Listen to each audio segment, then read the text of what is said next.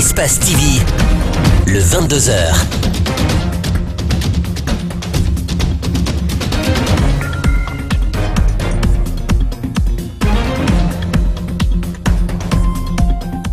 Vous êtes très nombreux à nous suivre sur Espace TV. Merci de votre fidélité et bienvenue à toutes et à tous dans cette nouvelle édition du 22h. L'armée guinéenne est au front contre les ordures. Militaires, policiers, gendarmes étaient dans la rue ce matin pour débarrasser Conakry des tas d'immondices qui l'encombrent. L'initiative de l'état-major général des armées saluée par les civils. Reportage à suivre dans ce journal. Et puis l'autre branche de l'USTG tenue par Abdoulaye Camara était à la Bourse du Travail de Kaloum ce mardi. Cette équipe compte par le dialogue inclusif mettre fin à la crise au sommet de cette centrale syndicale. En France, face à la colère de la rue, le Premier ministre Édouard Philippe a annoncé 3 mesures pour tenter d'apaiser les tensions des Gilets jaunes.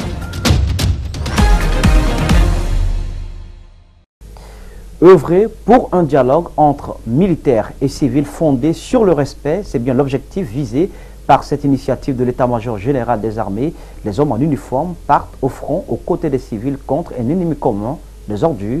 Ils étaient nombreux ce matin à débarrasser Conakry de ses nombreux points noirs. Ce programme s'inscrit dans le cadre de la mise en exécution du plan d'action de l'état-major général des armées des forces de sécurité et de défense. Ouminato Sidibé, Tierno Sadouba. Cette opération d'assainissement qui a débuté ce mardi dans la capitale concerne les communes de Matoto et Ratoma. De Amdallah à Sofonia, puis sur le long de l'autoroute, les principales voies ont été systématiquement nettoyées par les hommes armés depuis 6 heures. Le chef d'état-major, accompagné des chefs hiérarchiques de l'armée, apprécie et encourage les hommes en uniforme pour leur implication. L'armée, en rapport avec toutes les forces de défense et de sécurité, comme on a l'habitude de faire, de mener des actions, on a décidé, vu l'état dans lequel la capitale se trouve, nous avons jugé nécessaire d'apporter un soutien à l'Agence nationale d'assainissement pour que la ville de Conakry soit propre. Depuis 2011, l'armée guinéenne s'est impliquée dans ce programme d'assainissement initié par l'état-major des forces armées. Ce sont des actions civilo-militaires en soutien aux efforts d'assainissement de la ville de Conakry. L'armée mène beaucoup d'actions civilo-militaires. Le volet assainissement constitue une de nos priorités parce que l'assainissement de la ville de Conakry, c'est l'affaire de tout le monde. Depuis le retour de l'ordre constitutionnel, les forces de défense et de sécurité interviennent toujours dans le cadre de l'assainissement à travers le bataillon génie militaire. Ce n'est pas pour la première fois et ça va continuer. Vous devez savoir que les forces de défense et de sécurité sont au service de la nation. Sur le terrain, le général Namouri Traoré exhorte la presse guinéenne à sensibiliser la population pour des actions de civisme. Chacun doit apporter sa petite contribution pour que notre capitale soit propre. Nous comptons beaucoup sur la presse pour sensibiliser la population guinéenne dans le cadre du civisme. Au cours de l'opération, l'occasion a été mise à profit pour éteindre les feux qui sont quotidiens au niveau des dépotoirs d'ordures. Et puis les citoyens félicitent la campagne d'assainissement entreprise par l'armée guinéenne de Bessia à Anta, de Amdallah à Sonfonia. Encore l'armée, la police, la gendarmerie ont nettoyé les artères publiques. Les citoyens souhaitent que cette initiative soit pérenne, surtout que les samedis d'assainissement tardent à porter fruit. Al-Senibari, Abakardine Kamara. Koza, Kankarefour, une épaisse fumée se dégage. À l'ombre, des véhicules qui apparaissent. Non loin, les agents de sécurité. Police, gendarmes, militaires assainissent des artères publiques. C'est une vaste campagne entreprise par l'armée guinéenne. Vraiment, c'est une chose qui est très salutaire quand même, puisque avec l'initiative du gouvernement quand même, notre zone ici, avant c'était vraiment, la zone était très polluée quoi. Il y avait une odeur très nauséabonde ici. Les habitants étaient vraiment, n'étaient pas du tout contents aussi, puisque vu l'état du lieu, les fossés, le passage, ainsi de suite aussi quoi. Mais on peut dire que vraiment c'est une chose qui est très bonne aussi. De Bessia à Anta, passant par Matoto, l'armée est déployée. Une autre mission en plus de celle qu'elle assume déjà à travers les PA. Elle se veut républicaine et plus proche de la population. L'initiative est appréciée par les citoyens. On est très fiers aujourd'hui. Pour nettoyer ici, on évite les maladies. Donc c'est extrêmement important. On est très content, on est très fiers. Si ça continue comme ça, il n'y a pas de problème. On est entièrement d'accord avec l'État. Vraiment, on félicite quand même. Il semble que l'action sera pérenne. C'est une autre campagne d'assainissement que les autorités expérimentent après le peu de résultats que donnent les samedis d'assainissement. Les coordinations régionales, on en parle encore ce soir, sortent-elles de leur rôle? Depuis quelque temps, le constat est désolant. Après El Hadj Sekou Yaya de la coordination Al-Alpoula, c'était au tour du contigu de la Basse-Côte, El Hadj Serouna Souma, de tenir des propos sur les modalités de vente des lopins de terre en Basse-Côte. Notre rédaction s'est justement intéressée à la loi sur le foncier. Élément de réponse avec Mamadou Seliouba, Burmasori 5 Soma. En demandant de ne plus vendre plus de 4 parcelles aux étrangers, le contigui de la Basse-Côte a laissé entendre son cœur. Mais c'est tout, il n'a pas le pouvoir d'interdire à un propriétaire de vendre son bien. La loi est claire, même l'État n'a pas ce plein pouvoir. Ce que peut faire l'État, pour certaines raisons, c'est de demander ceux qui veulent revendre, de revendre à l'État lui-même. Mais aussi l'État peut exproprier. Parce que conformément à l'article 19 de la Constitution, qui garantit le droit de propriété, mais à condition que cela soit pour cause d'utilité publique et qu'il y ait une juste et préalable indemnité. Le propriétaire est donc une personne indépendante et libre de décider de son bien. Mais qui est habilité à vendre un domaine? Peut être propriétaire d'une parcelle ou d'un domaine au sens bien entendu de l'article 39 du Code foncier et domanial. Les personnes disposant un titre foncier, les personnes disposant bien entendu un livret foncier, un permis d'habiter ou une autorisation d'occupation, ou les personnes physiques ou morales bien entendu justifiant une occupation paisible, personnelle, continue, de bonne foi. Si toutes ces conditions sont remplies, le propriétaire est libre de vendre à qui il veut sa terre. Mais attention, les acheteurs doivent faire preuve de vigilance. C'est de se rapprocher toujours des services fonciers. Il y a un service, la conservation foncière, de toujours se rapprocher de ces services-là avant d'acquérir un domaine. La République de Guinée est l'un des pays au monde qui possède les meilleurs textes de loi. Mais c'est aussi l'un des pays où ces mêmes textes sont négligés et violés. L'Union syndicale des travailleurs de Guinée, en abrégé USTG, version Abdoulaye Camara, a tenu une assemblée générale ce mardi 4 décembre à la Bourse du Travail à Kaloum. Ces syndicalistes promettent de diriger autrement les destinées de cette centrale syndicale en partant du principe d'un dialogue inclusif. Sauf que la présence de l'autre branche de l'USTG dirigée par Abdoulaye Sow ne facilitera pas la tâche. Abdoulaye Sadio Diallo l'a mis là pour plus de précision. C'est dans cette salle de réunion de la Bourse du Travail que la centrale du STG dirigée par Abdoulaye Camara a tenu son assemblée générale, en présence des représentants des bureaux de l'intérieur du pays comme Farana, Boké, Mamoun et Beila. Le rival d'Abdoulaye Sow a remercié les travailleurs qui lui ont fait confiance en lui portant à la tête de la dite branche syndicale lors du congrès tenu à Mamoun au mois d'octobre dernier. Aujourd'hui, si la définition, la distinction me revient pour avoir obtenu vos suffrages de diriger une si puissante centrale syndicale, c'est à vous et vous seuls, travailleuses et travailleurs affiliés de l'Union syndicale des travailleurs de Guinée, USTG, qui revient cet honneur. Abdoulaye Camara et ses camarades veulent aller de l'avant, mais ils semblent avertis. Ils reconnaissent que la tâche ne sera pas facile, car l'adversaire en face semble être fort. Que notre mission aujourd'hui, c'est d'aller de l'avant, en tirant certes les leçons du passé. C'est pourquoi notre marche ne sera pas facile, car ceux qui sont à l'origine des malheureuses frictions à l'interne sont toujours là, décidés qui sont à pérenniser cet empire sur l'USTG. Cette centrale syndicale se veut pacifique et dit prôner le dialogue social inclusif. Les travailleurs doivent comprendre qu'on n'a pas droit à l'erreur. L'erreur, c'est quoi? C'est que nous devons évoluer en tripartisme. Ce tripartisme, c'est quoi? C'est le gouvernement, les représentants des travailleurs et le patronat. Pour l'heure, la division est lisible entre les deux branches qui se réclament de l'Union syndicale des travailleurs de Guinée. Reste à savoir laquelle aura le dernier mot. L'Organisation guinéenne de la citoyenneté a présenté ce mardi les résultats de son enquête sur les accidents de la circulation routière en général et particulièrement ceux liés aux mototaxis à Conakry et dans les 4 régions naturelles du pays. Figurez-vous qu'entre 2017 et 2018, le cumul d'accidents dans les zones visitées s'élève à plus de 18 000 cas, soit un taux de décès total de 14 000 cas, 78% donc. L'objectif est d'attirer l'attention de tous sur le fléau que constitue le phénomène du transport sur moto. Compte rendu, Idrissa Bari, Ibrahim Massouma.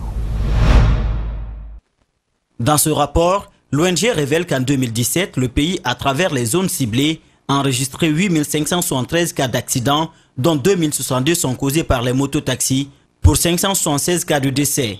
Du 1er janvier au 30 septembre 2018, 9 630 accidents, dont 2000 par moto, pour 356 victimes. De janvier 2017 à novembre 2018, le cumul d'accidents est de 18 203 cas, dont 4 062 causés par les motos, soit un taux de 22%. Des statistiques qui doivent attirer l'attention des services publics pour réglementer encore ce secteur. Il y a des cas qui n'ont pas été enregistrés, c'est plus que ça. Si ces cas-là ont été enregistrés, ça allait dépasser plus que ça. Les données peuvent dépasser plus que ça. Si on ne communique pas sur là-dessus, si vous voulez avoir la réalité, allez-y dans les services Traumato-Yansdi et Donka. Si 10 cas arrivent là-bas, il y a 7 cas, 70% des cas causés par les motos, des accidents causés par les motos. Donc si vous voyez ce phénomène, on a pris notre temps pour dire à l'autorité, franchement, il y a un autre phénomène qui dépasse actuellement Ebola. Le rapport de l'OGC sur la circulation routière fait état de la situation des infractions à l'origine de ces drames, dont les principales sont l'empreinte de sens interdit et les surcharges. Le document formule aussi des recommandations. Nous estimons qu'il faut former les conducteurs de taxi-moto, on va en débattre. Il faut assurer obligatoirement chaque motard. Il faut revoir l'âge moins habilité à conduire les mototaxis. Il faut porter obligatoirement 2 casques par moto, des paires de chaussures fermées pour chaque motard, des gants, des gilets de couleurs différentes et par commune avec les numéros d'identification et les numéros de téléphone. L'Organisation guinéenne de la citoyenneté, dans ses perspectives, compte s'investir dans la sensibilisation et la formation des conducteurs de moto afin de minimiser les risques d'accidents qui endeuillent parfois des familles. La coopération sino-guinéenne de l'aide bilatérale au partenariat, c'est l'intitulé d'un essai publié ce mardi. L'auteur, Aïssatou Ba Diallo, une ancienne fonctionnaire du système des Nations Unies, entend relancer le débat sur les liens de coopération entre la République de Guinée et la Chine, l'histoire des relations qui remontent à l'ère de la guerre froide. Mohamed Amaro Kamara, Lamine Silla. Coopération sino-guinéenne de l'aide bilatérale au partenariat privé-public relate en 8 chapitres ces relations traditionnelles qu'entretiennent la Guinée et la Chine depuis maintenant plus d'un demi-siècle.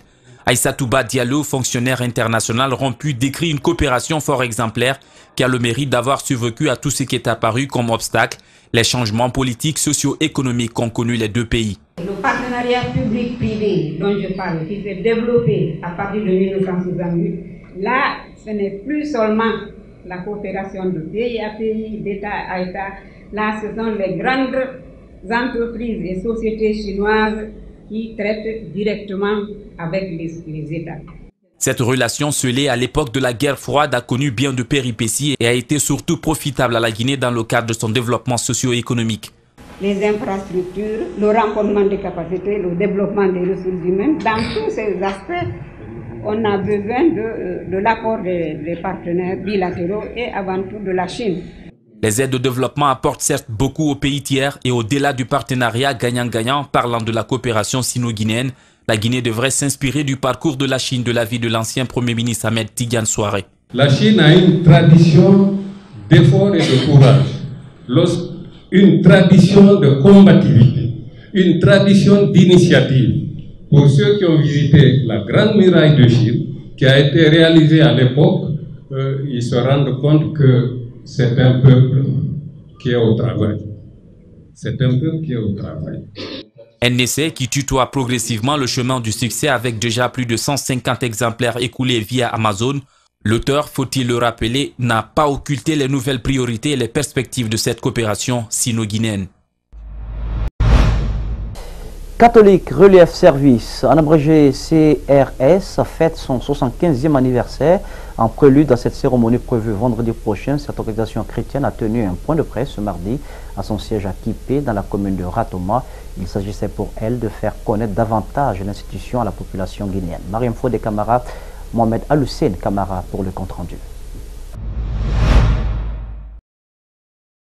Créé en 1943 par les évêques catholiques des États-Unis pour venir en aide aux personnes défavorisées, Catholic Relief Service s'est installé en Guinée en 2000 sous la demande du gouvernement guinéen afin de venir au secours des réfugiés libériens, léonais et ivoiriens. L'organisation est à 80 millions de personnes dans plus de 100 pays, dont le nôtre. CRS est fidèle dans ses engagements.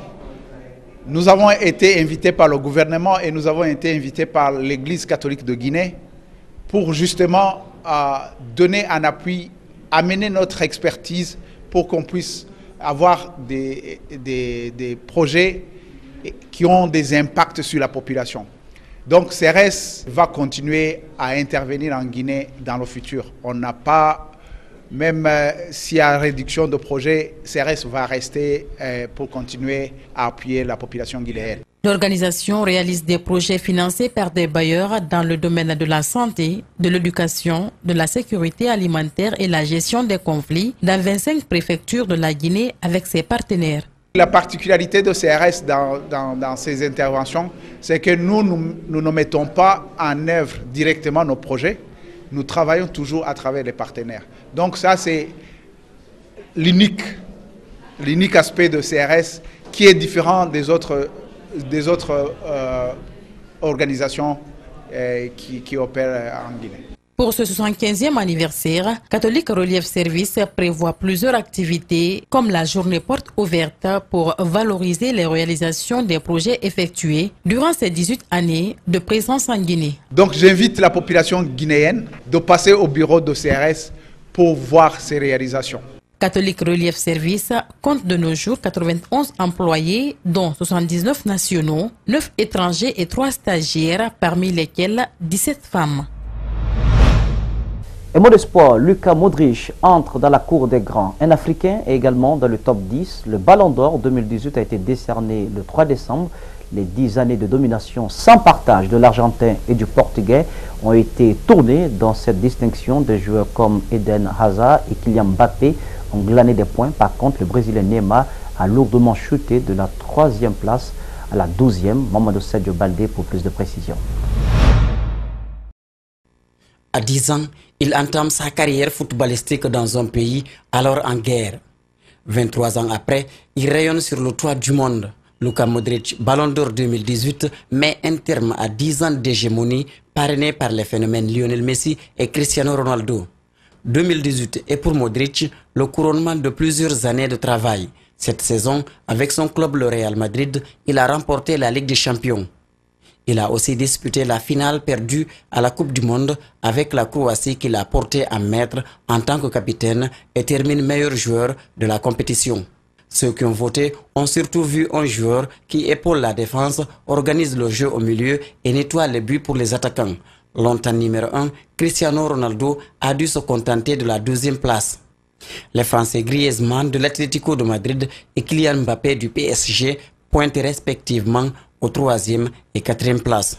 Le quintuple Ballon d'Or argentin Lionel Messi quitte le podium et chute à la 5e place. Une autre flop non des moindres à signaler dans ce classement est la star inefficace du Brésil, Neymar, logiquement logé au 12e rang. L'Égyptien Mohamed Salah, premier africain, occupe la 6e place au classement avec 188 points. Son coéquipier de Liverpool, Sadio Mané, n'a eu que 3 points et pointe au 22e rang. Depuis le Ballon d'Or de Kaka, aucun milieu de terrain n'avait touché à cette distinction. Désormais, les autres postes pourraient prétendre un jour être récompensés.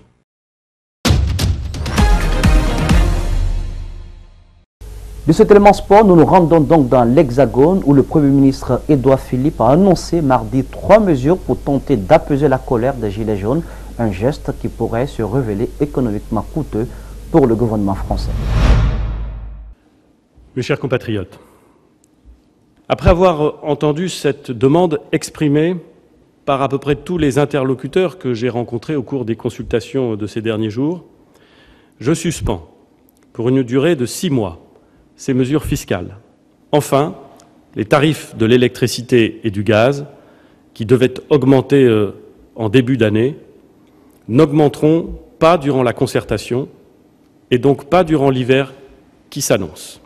Ces décisions, d'effet immédiat, doivent ramener l'apaisement et la sérénité dans le pays.